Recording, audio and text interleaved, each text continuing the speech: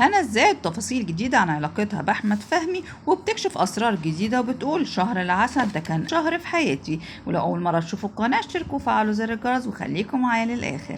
كشفت الفنانة هنا زاهد من خلال لقاء تلفزيوني عن أسرار جديدة لأول مرة هنعرفها عن حياتها مع أحمد فهمي.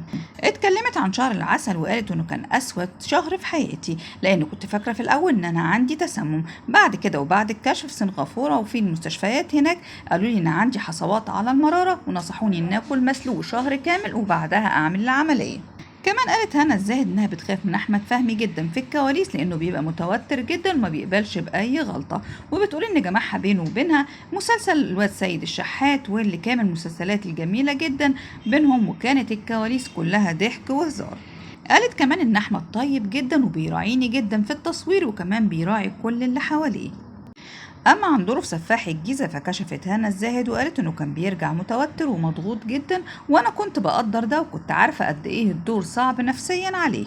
ولما سألت هنا الزاهد عن الشائعات الكتيرة اللي بتلاحقها هي والفنان أحمد فهمي، قالت إن هي بتتضايق جدا من الشائعات دي، خاصة إن هي إنسانة ومن حقها إنها تتضايق. قالت إن أحيانا بعض المتابعين والمعجبين ما بيحترموش خصوصية الفنان وبيعتبروها إنها حاجة شائعة وعامة لازم إن كل حاجة وكل تفصيلة يكونوا عارفينها.